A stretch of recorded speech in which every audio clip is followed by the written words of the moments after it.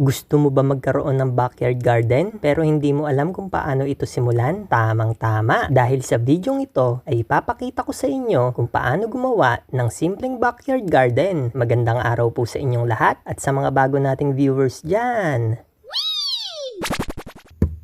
Welcome sa garden natin!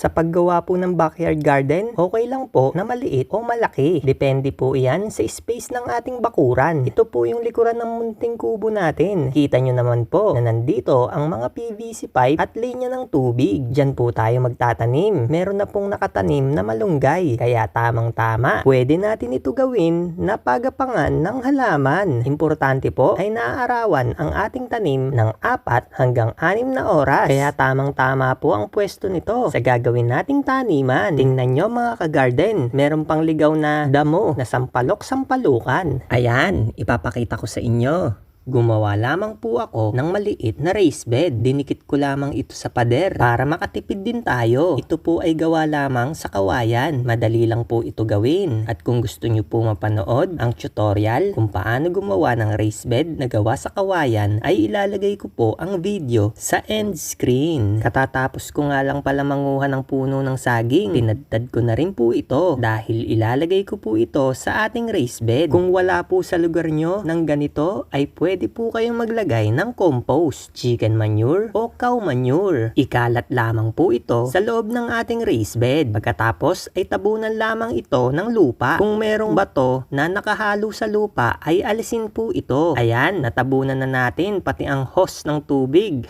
Sunod ay maglalagay lamang po ako ng ipa ng palay. Maganda po ito ihalo dahil ito ay nakakatulong para maging buhaghag ang lupa. Habang naglalagay po ako ng ipa ng palay sa ating raised bed, baka po pwede nyo po ako matulungan sa simpleng pag-click ng like at subscribe button. Maraming salamat po mga ka-garden. Ayan, naikalat ko na ang ipa ng palay, kaya tatabunan ko na ulit ito ng lupa. Dito na nga lang ako kumuha ng lupa sa tabi nito dahil mataba din naman ito. Tignan nyo mga ka-garden, malapit na ito mapuno, kaya maglalagay naman ako ng sunog na ipa o carbonized rice hull para mapuno na ito. Ikalat lang din po natin ito gaya ng ginawa natin sa iba. Maganda po ito sa ating lupa dahil ito ay nakakatulong para panatilihing moist ang lupa. Maganda din po ito sa halaman dahil ito ay may carbon. Ayan, tapos ko na din. Binungkal ko na rin po ito para mahalo ang mga nilagay natin. Pwede na po natin ito taniman. Sa susunod po nating video ay ipapakita ko po sa inyo ang mga itatanim ko dito sa ginawa natin. Kaya kung may gusto po kayong itanong ay mag-comment lamang po para masagot namin at gagawan po namin ng bagong video. Thank you so much po mga ka-garden.